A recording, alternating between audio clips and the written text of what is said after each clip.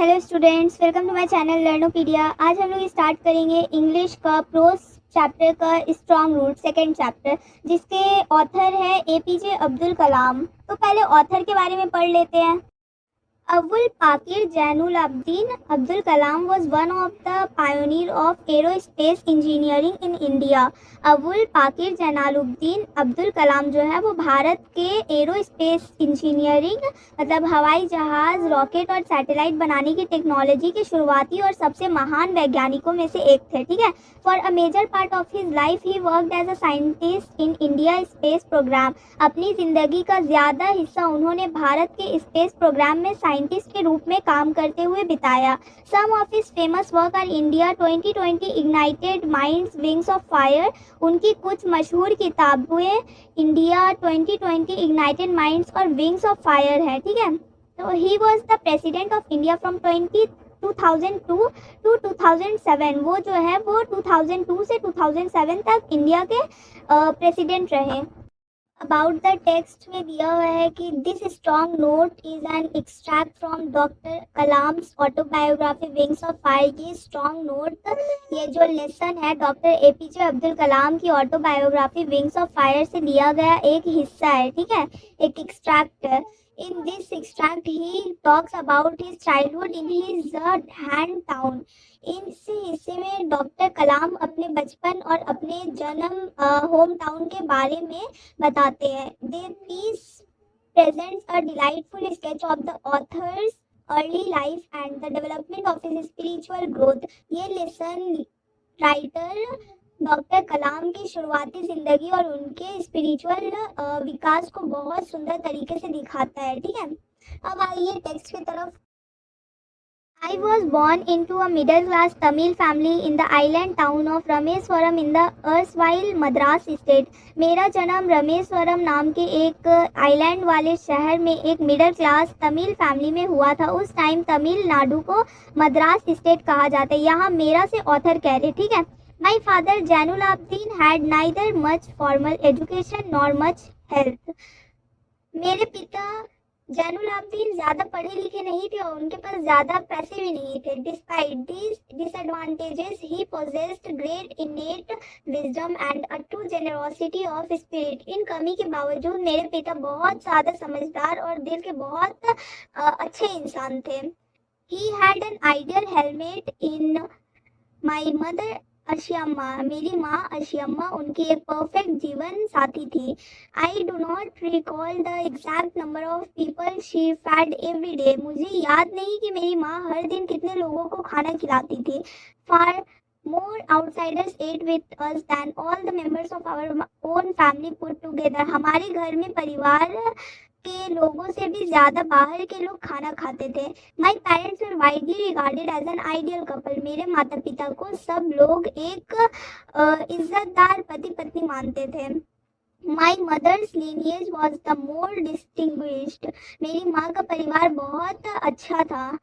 One of her forebears have been bestowed the title of Bahadur by the British। उनकी जो पूर्वज है उनमें से एक को अंग्रेजों ने बहादुर की नाम का इंसान बताया। ठीक है, बहादुर का उपाधि दिए। I was one of many children। मैं बहुत सारे बच्चों में से एक था। A short boy with rather ordinary looks born to tall and handsome parents। मैं छोटे कद का और आम दिखने वाला लड़का था, जबकि मेरे माता पिता लंबे और सुंदर थे। We lived in our ancestral house। हम अपने पुरखों के घर में रहते थे, मतलब पुराने ज़माने में जो लोग रहते थे तो अपने ही पीढ़ी तो उनका जो पुरख है उन्हीं के घर में रहते थे। Built in the middle of the 19th century। ये घर 19th सेंचुरी के बीच में बना था। It was a fairly large pucca house made of limestone and brick. वो एक बड़ा पक्का घर था जो लाइमस्टोन और ईंटों से बना था। On mosque street in Rameswaram. वो घर रामेश्वरम के मॉस्क्यू स्ट्रीट पर था। My austere father use to avoid all inessential comforts and luxurious. मेरे पिता बहुत सादगी से रहते थे। वो बिना ज़रूरत की आराम की चीज़ों और शानो शौकत से दूर रहते थे। However, all necessities were provided for। लेकिन खाना, कपड़ा और दवा जैसी ज़रूरी चीज़ों की कभी कमी नहीं थी। Mine was a very secure childhood materially and emotionally। मेरे बचपन पैसों के हिसाब से भी और प्यार और सुरक्षा के हिसाब से भी बहुत अच्छा था। I normally ate with my mother sitting on the floor of the kitchen.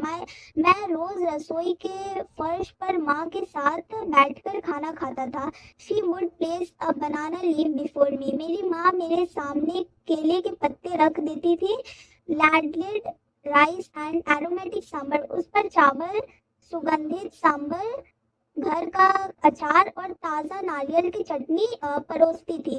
The Shiva temple was about a 10 minute walk from our house. प्रसिद्ध जो शिवा मंदिर हमारे घर से सिर्फ 10 मिनट की पैदल दूरी पर था।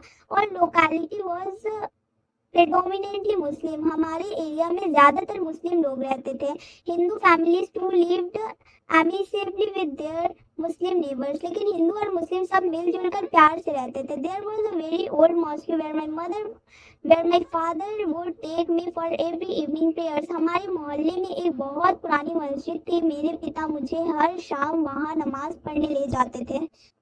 I had not the faintest idea of the meaning of the Arabic prayers chanted, but I was totally convinced that they reached God. मुझे अरबिक में पढ़ी जाने वाली नमाज का मतलब बिल्कुल भी नहीं पता था, लेकिन मुझे पूरे यकीन था कि वो दुआ अल्लाह तक ज़रूर पहुँचेगी। Then my father came out of the mosque after the prayer. नमाज के बाद मेरे पिता मस्जिद से बाहर आते थे। People of different religions would be sitting outside waiting for him. अलग अलग धर्म के लोग बाहर बैठकर उनका इंतजार करते थे। Many of them offered bowls of water to my father. बहुत लोग पानी से भरा कटोरा मेरे पिता को देता था। वो who would dip his fingertip in them and say a prayer. मेरे पिता अपनी उंगलियों के सिरों को उस पानी में डुबोते और दुआ पढ़ते थे। This water was then carried home for invalids. फिर वो पानी बीमार लोगों को घर ले जाया जाता था। I also remember people visiting our home to offer thanks after being cured. मुझे याद है कि ठीक होने के बाद लोग हमारे घर शुक्रिया कहने आते थे। Father always smiled and asked them to thank Allah, the merciful, the Almighty. मेरे पिता मुस्कुराकर कहते थे, मुझे नहीं, अल्लाह का शुक्रिया अदा करो। The priest of Rameswaram temple, Pakshi Lakshmana Sastri, was a very close friend of my father. Rameswaram मंदिर का पुजारी पक्षी लक्ष्मणा शास्त्री मेरे पिता के बहुत अच्छे दोस्त थे। One of the most vivid memories, मेरे बचपन की सबसे यादगार बातों में से एक ये है कि मेरे पिता और मंदिर के पुजारी धर्म और अध्यात्म पर बात करते थे। ठीक है। अब when I was old enough, I asked my father about the relevance of prayers. जब मैं बड़ा हुआ मेरे पिता से पूछा कि दुआ या नमाज का असली फायदा क्या है। My father told me there was nothing mysterious about prayers. मेरे पिता ने कहा दुआ में कोई जादुई बात नहीं होती। Rather, prayers made a possible a communication of the spirit between people. दुआ इंसान की रूह को दूसरे इंसान और हृदय से जोड़ती है। When you pray, you transcend our body. जब तुम दुआ करते हो तुम सिर्फ शरीर नहीं रहती, तुम्हारा सिर्फ शरीर नहीं रहते, तुम्हारी रूह सबसे जुड़ जाती है। Which knows no division of wealth, age, caste और क्रीड। भगवान की नज़र में अमीर गरीब जाति धर्म या उम्र का कोई भेद नहीं होता। My father could convey complex spiritual concept in every simple Tamil. मेरे पिता मुश्किल बातें भी बहुत आसान तमिल में समझा देते थे। He once told me every human being is a specific element within the whole divine being. उन्होंने कहा कि हर इंसान भगवान की रचना का एक छोटा हिस्सा है। So why we afraid of difficulty suffering and problems. इसीलिए मुश्किलों और दुख से डरना नहीं चाहिए। Try to understand the relevance of our suffering. समझने की कोशिश करो कि दुख हमें क्या सिखाने आया है। Adversity always present opportunities in for introspection. हर मुश्किल हमें अपने आप को समझने और सुधारने का मौका देती है। वाई डोंट यू से दिस टू द पीपल। मैंने पूछा आप ये बात उन लोगों को क्यों नहीं बताते जो मदद मांगने आते हैं। He put his hand on my shoulder. पिता ने मेरे कंधे पर हाथ रखा और कुछ देर तक मेरी आंखों में देखते रहे। He said nothing. वो कुछ देर चुप रहे जैसे देख रहे हो कि मैं उनकी बात समझ पाऊंगा या नहीं। Then he answered in a low deep voice. फिर उन्होंने धीमी और गहरी आवाज में जवाब दिया। He answered फिर me with strange energy and enthusiasm. उनकी बात सुनकर मुझे एक अलग ही ताकत और उत्साह मिला। Whenever human beings find themselves alone, they start looking for company. जब इंसान अकेला फील करता है तो वो किसी के साथ ढूंढता है। Whenever they are in trouble, they look for someone to help them. और जब मुश्किल में होते हैं तो किसी ऐसे इंसान को ढूंढते हैं जो उनकी मदद कर सके। Whenever human beings find themselves alone as a natural reaction, they start looking for company. जब भी इंसान खुद को अकेला महसूस करता है तो नेचुरली वो किसी का साथ ढूंढने लगता है।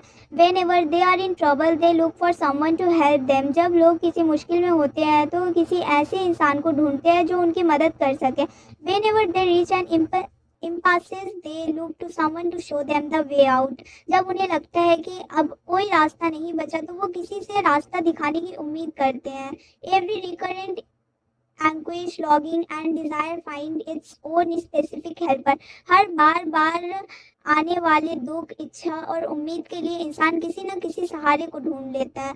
For the people who came to me in distress, I am but a go but between. जो लोग परेशानी में मेरे पास आते थे उनके लिए मैं सिर्फ एक मीडियम था जो उन्हें अल्लाह तक पहुंचाने में मदद करता था। To propitiate demonic forces with prayers and offerings. वो लोग दुआ और चढ़ावा देकर बुरी ताकतों को शांत करना चाहते थे। This is not a correct approach at all and should never be. मेरे पिता कहते थे कि ये बिल्कुल सही सोच नहीं है और इसे कभी फॉलो नहीं करना चाहिए।